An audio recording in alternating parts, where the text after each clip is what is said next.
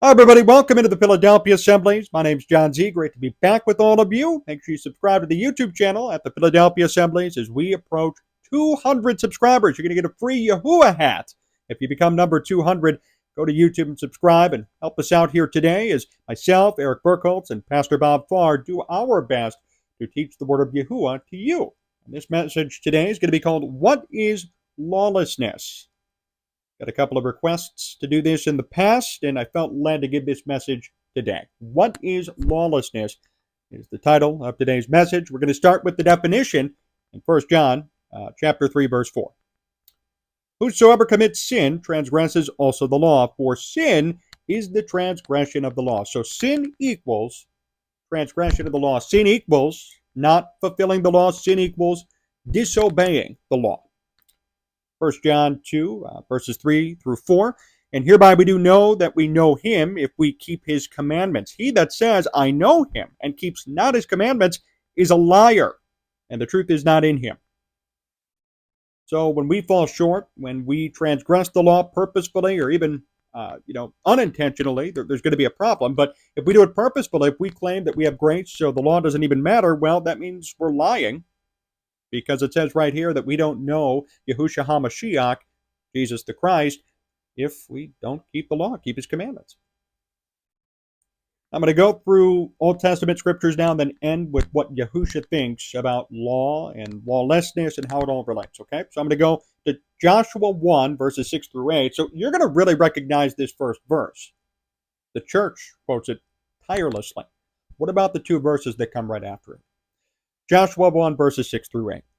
Be strong and of a good courage, for unto this people shalt thou divide for an inheritance the land, which I swore unto their fathers to give them. Only be thou strong and very courageous, that thou mayest observe to do to all the law, which Moses my servant commanded thee. Turn not from it, to the right hand or to the left, that thou mayest prosper whithersoever thou goest. This book of the law shall not depart out of thy mouth, but thou shalt meditate therein day and night, that thou mayest observe to do according to all that is written therein. For then thou shalt make thy way prosperous, and then thou shalt have good success. So everybody likes to quote the first verse. Be strong and of good courage. Yahuwah is going to fight for me, and he will. But there's also a caveat that comes along with it that the church and others in quote-unquote Christianity, they like to ignore it. They like to pretend it doesn't even exist. It doesn't stay there. We're going to have a marathon of Psalms, 5 Psalms in a row that's going to really reinforce the point. The church likes to quote Psalms. The church likes to discuss Psalms, but the church doesn't really understand the point of the Psalms. They don't get the crux of it. What's being communicated throughout all the Psalms? We're going to read 5 different verses in them right here, and there are many more that instruct and show the importance of the law or the Torah. Psalm 1, verses 1 through 2, the first 2 verses of Psalms. Blessed is the man that walks not in the counsel of the ungodly, nor stands in the way of sinners, nor sits in the seat of the scornful. But his delight is in the law, or the Torah, of yahuah. And in his law, or Torah, does he meditate day and night. That's the first 2 verses of Psalms. Psalm 19, 17 through 8. The law of yahuah is perfect, converting the soul. The testimony of yahuah is sure, making wise the simple. The statutes of yahuah are right, rejoicing the heart. The commandment of yahuah is pure, enlightening the eyes. Psalm 48. I delight to do thy will, O my Elohim. Yea, thy law is within my heart.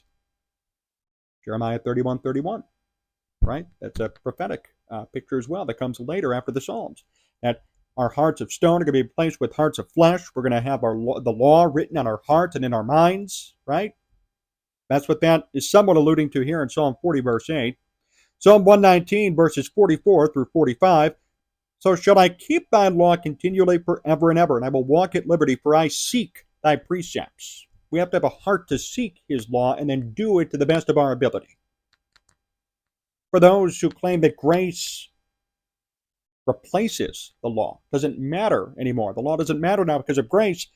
You greatly err, according to Psalm 119 and Psalm 119, 163. And this is interesting because it goes back to the verses I read about in John. Here we go. Psalm 119, 163. I hate and abhor lying, but thy law do I love. Then in 1 John verses 2, 3 through 4, it said, and hereby we do know that we know him if we keep his commandments. He that says, I know him, and keeps not his commandments, is a liar, and the truth is not in him. So read Psalm 119, 163, and 1 John 2, 3 through 4, side by side. There's a parallelism there. Psalm 119, 163, I hate and abhor lying, but thy law do I love. 1 John 2, 3 through 4, and hereby we do know that we know him if we keep his commandments. He that says, I know him, and not keep his commandment, is a liar, and the truth is not in him. You are a liar if you don't keep his commandments. You're a liar if you hate his law. Proverbs 3:1. Everybody loves to read about and quote the Proverbs.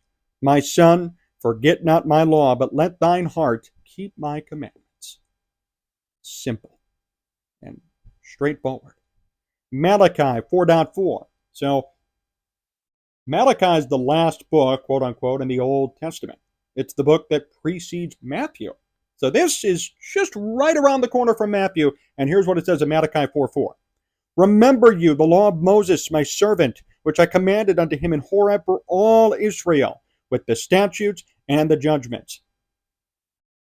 Right before Matthew. Literally 2 pages before Matthew. Please remember the law. Remember the law of Moses. And now we go to Matthew. What did Yahushua think about the law? Many believe that Yahushua came to do away with it. Many believe it doesn't even matter. Then how does that relate back to lawlessness? Because the real question is, what's lawlessness? Now, we already defined it in our first reading here, but then how does that relate to what Yahushua says here in Matthew 5:17 through 20? This, to me, is pretty clear. I mean, he says it straight up right away in verse 17. Think not that I am come to destroy the law or the prophets. I come not to destroy, but to fulfill. Plerou in Greek. Plerou means to fulfill, to bring it to a fulfilling atmosphere, right? Like it doesn't mean it just goes away. Plerou. For verily, I say unto you, till heaven and earth pass, one jot or one tittle shall no way pass from the law till all be fulfilled. Whosoever therefore shall break one of the least of these commandments and shall teach men so, he shall be called the least in the kingdom of heaven. But whosoever shall do and teach them, the same shall be called great in the kingdom of heaven.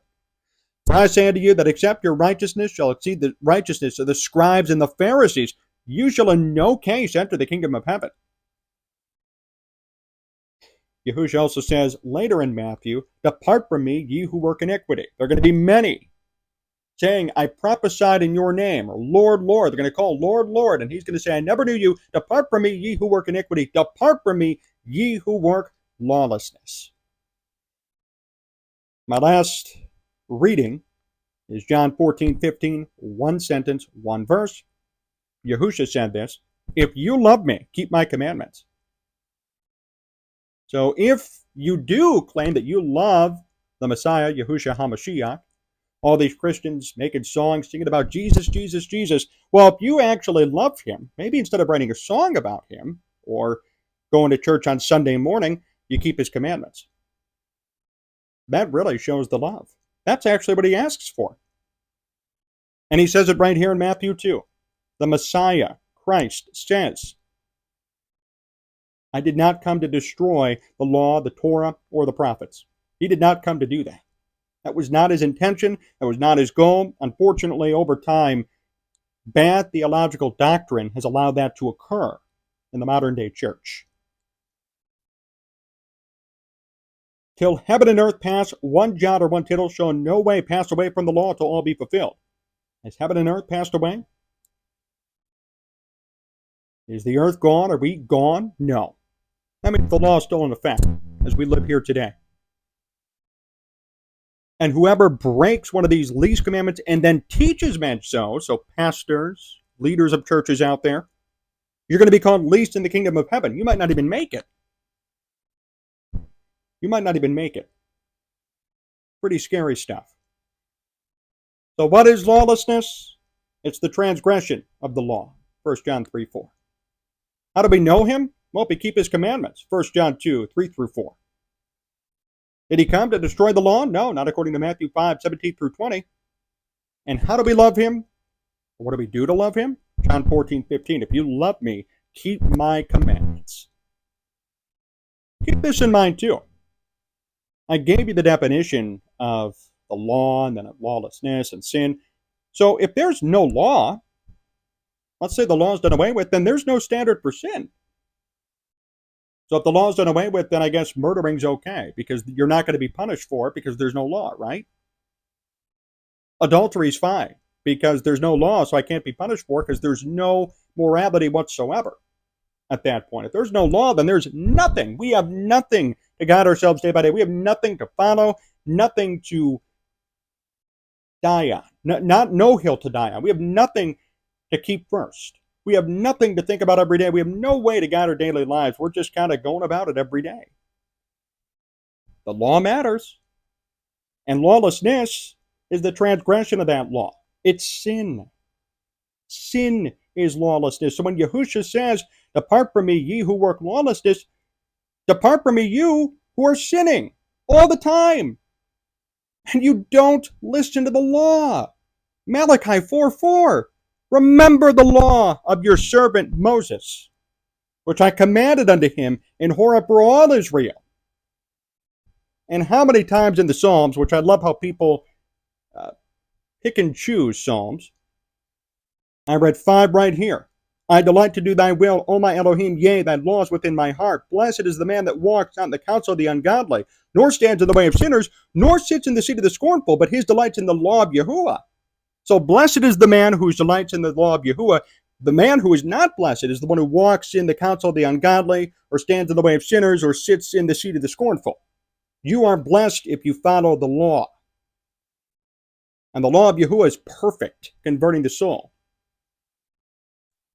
Yelling legalist or Judaizer or whatever concoction you try to make up is going against Scripture. That's a contradiction. That's a big issue. I think everybody has to kind of look back and understand what is the law, what law is Yahushua talking about, what's lawlessness, and what did Yahushua do when he was here, and what did he uphold while he was here? He didn't just uphold the 2 greatest commandments. He upheld everything, every jot and tittle, Matthew 5:17 through 20. None of it passes away till heaven and earth pass away. As far as I know, we're still living, and the earth is still alive as of now.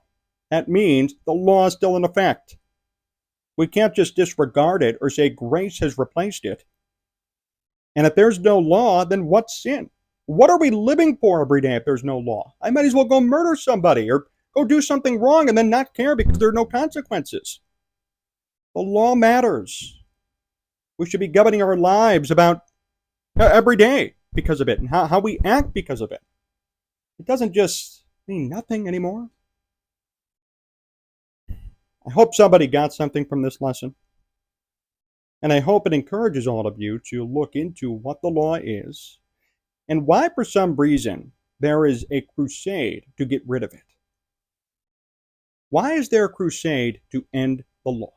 What is so wrong with following the law, the Torah, the instruction? Why is it a problem for people? I don't do it perfectly, but I do my best to do it. You know what? Yahuwah is going to honor that, just like he's going to honor everybody who does their best. What is the problem with being as close as we can to Yahuwah? What's the problem with trying to follow Yahushua, follow Jesus as closely as possible?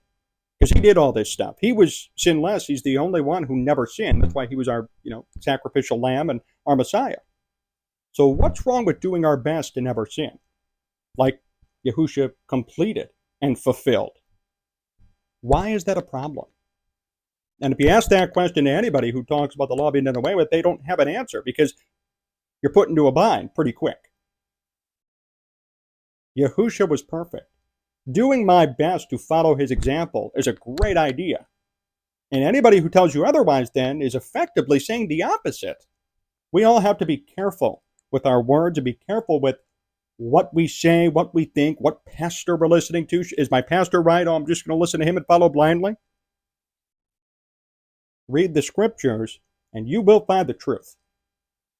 Thank you everybody for watching. Subscribe to the Philadelphia Assemblies. Till next time, so long.